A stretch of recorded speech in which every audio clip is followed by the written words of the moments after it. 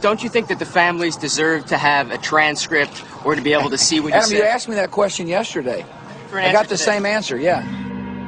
The final report was a unanimous report. That means that if there was a single commissioner who had any objection about anything, that fact would be dropped from the report.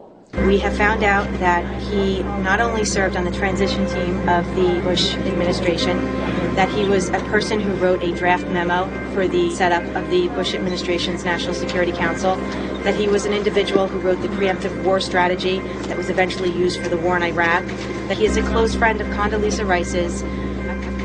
We want him to resign. There is literally nothing in the 9/11 report that the Bush administration did not approve of. We can understand, therefore, why the Commission, under Zelikow's leadership, would have ignored all the evidence that would point to the truth, that 9/11 was a false flag operation intended to authorize the doctrines and funds needed for a new level of imperial mobilization.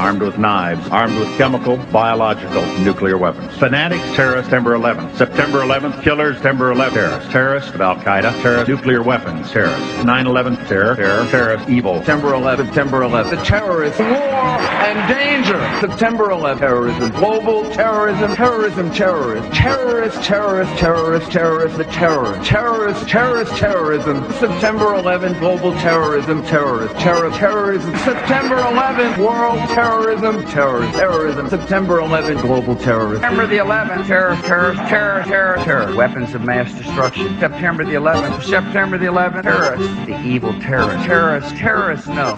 Terrorism. The words are hypnotically repeated. Terrorism, terrorist, terrorist threat, and of course, believed to be linked to Al-Qaeda. But it's the so-called war on terrorism that's in our faces practically 24/7 as the inescapable focus of our existence. One day, our grandchildren will look back on this time and ask, how was the war on terror won? The entire U.S. ruling class, ruling elite, comes to see terrorism as the preferred means, indeed the only means, to provide social cohesion, to provide an enemy image for the society to keep it together. According to neocon theory from Carl Schmitt, you have to have an enemy image in order to have a society. It's a very dangerous thing, because now it means that the entire social order, the political parties, intellectual life, politics in general, all based on a monstrous myth. Monstrous myth.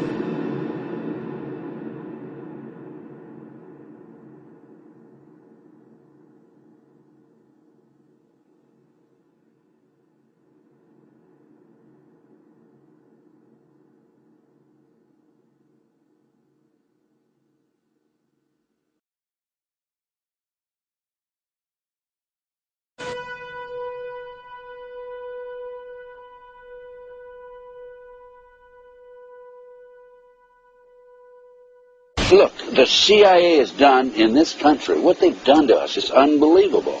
Look at the terrorist acts that have occurred. The CIA behind most, if not all of them. We had the Marine barracks. We had our embassy in Kenya. We had Pan Am 103. We had the USS Cole. We had Oklahoma City. We had the World Trade Center in 1993. That helped the terrorists blow up the World Trade Center the first time. They built the bomb. They got the driver's license. The informant, the FBI informant, a fellow named Salam, a 43-year-old former Egyptian army officer, he was given the assignment to put the bomb together. And he went to his supervisor, his FBI supervisor, and said, we're going to put a dummy bomb in here, right? And the FBI supervisor said, no, we're going to put a real bomb. The FBI actually carried out the attack on the World Trade Center in 1993. They actually hired Ahmad Salam and paid him $1 million and gave him real explosives, a detonator, and told him to build a bomb and to give it to the foolish people that he was controlling to allow them to attack the World Trade Center complex. Unfortunately for them, there were only 6 people killed, not enough to pass the legislation. So what happened is 2 years later, April 19, 1995, down comes Oklahoma City Murrah building, 168 people killed. 1 year later, the anti-terrorism legislation that takes away many of our constitutional rights and civil liberties is passed.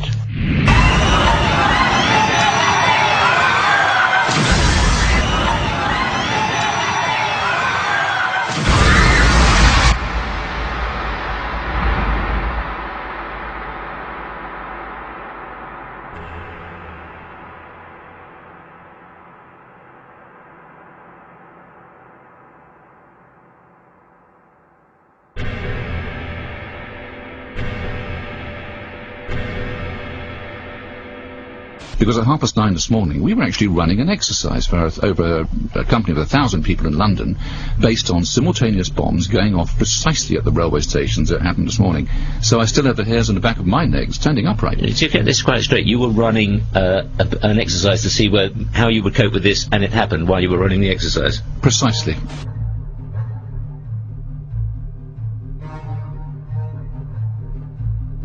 Supposed to believe is some kind of coincidence, there was also an anti-terrorist drill going on 7/7.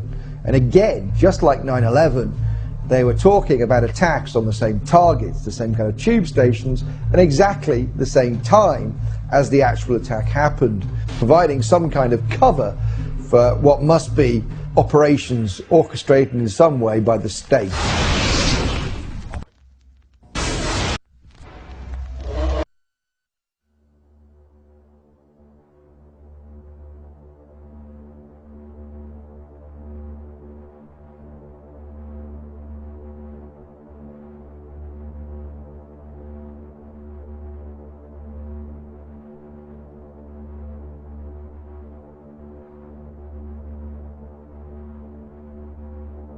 I am absolutely appalled at how much people in this country do not think. We are given to understand that, that an Arabic guy out there up in the mountains financed the most elaborate attack on this country. Do you think some people in a cave were able to have NORAD stand down? Do you think that people in a cave were able to have all of this happen?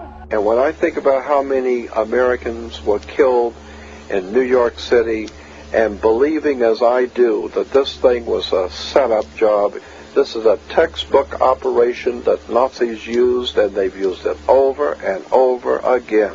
America has been suckered in one more time. I don't have to tell you things are bad. Everybody knows things are bad. The dollar buys a nickel's worth. Banks are going bust. Shopkeepers keep a gun under the counter. Punks are running wild in the street, and there's nobody anywhere who seems to know what to do, and there's no end to it. We know the air is unfit to breathe, and our food is unfit to eat.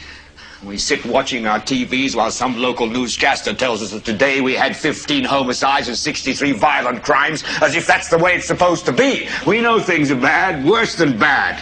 They're crazy. It's like everything everywhere is going crazy, so we don't go out anymore. We sit in the house, and slowly the world we're living in is getting smaller, and all we say is, please, at least leave us alone in our living rooms. Let me have my toaster and my TV and my steel-belted radios, and I won't say anything. Just leave us alone. Well, I'm not going to leave you alone. I want you to get mad. I don't want you to protest. I don't want you to riot. I don't want you to write to your congressman, because I wouldn't know what to tell you to write. I don't know what to do about the depression and the inflation and the Russians and the crime in the street. All I know is that first, you've got to get mad. You've got to say, I'm a human being. God damn it. My life has value.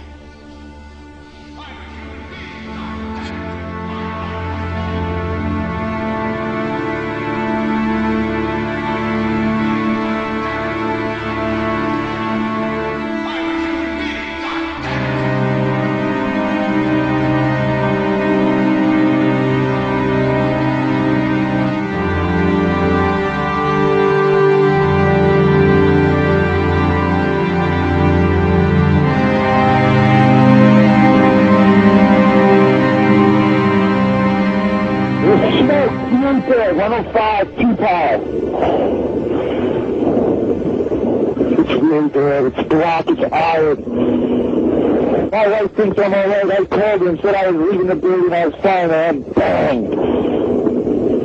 It's the three of us, 2 broken windows. Oh, God!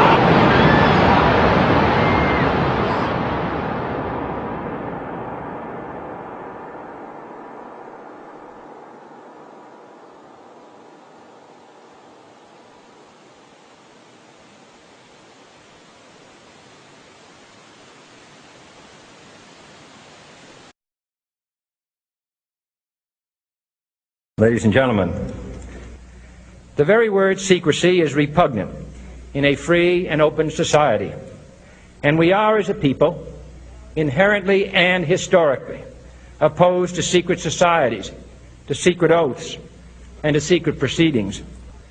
For we are opposed around the world by a monolithic and ruthless conspiracy that relies primarily on covert means for expanding its sphere of influence, on infiltration instead of invasion, on subversion instead of elections, on intimidation instead of free choice. It is a system which has conscripted vast human and material resources into the building of a tightly knit, highly efficient machine that combines military, diplomatic, intelligence, economic, scientific, and political operations. Its preparations are concealed, not published. Its mistakes are buried, not headlined. Its dissenters are silenced, not praised. No expenditure is questioned, no secret is revealed. That is why the Athenian lawmaker Solon decreed it a crime for any citizen to shrink from controversy. I am asking your help in the tremendous task of informing and alerting the American people, confident that with your help, man will be what he was born to be, free and independent.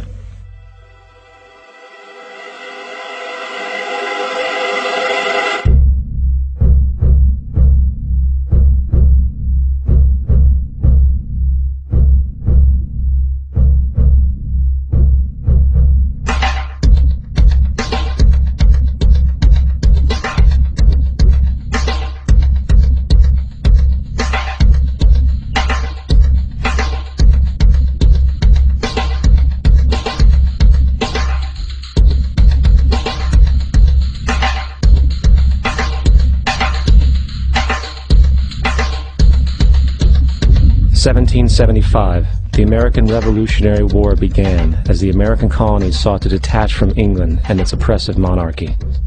Though many reasons are cited for the revolution, one in particular sticks out as the prime cause: that King George III of England outlawed the interest-free, independent currency the colonies were producing and using for themselves, in turn forcing them to borrow money from the Central Bank of England at interest, immediately putting the colonies into debt. And, as Benjamin Franklin later wrote, the refusal of King George III to allow the colonies to operate an honest money system which freed the ordinary man from the clutches of the money manipulators was probably the prime cause of the Revolution. In 1783, America won its independence from England.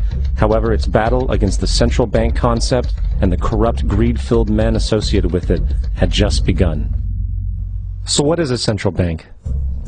A central bank is an institution that produces the currency of an entire nation. Based on historical precedent, two specific powers are inherent in central banking practice: the control of interest rates and the control of the money supply, or inflation. The central bank does not simply supply a government's economy with money, it loans it to them at interest. Then, through the use of increasing and decreasing the supply of money, the central bank regulates the value of the currency being issued. It is critical to understand that the entire structure of this system can only produce one thing in the long run: debt. It doesn't take a lot of ingenuity to figure this scam out. For every single dollar produced by the central bank is loaned at interest. That means every single dollar produced is actually the dollar plus a certain percent of debt based on that dollar. And since the central bank has the monopoly over the production of the currency for the entire country, and they loan each dollar out with immediate debt attached to it, where does the money to pay for the debt come from? It can only come from the central bank again, which means the central bank has to perpetually increase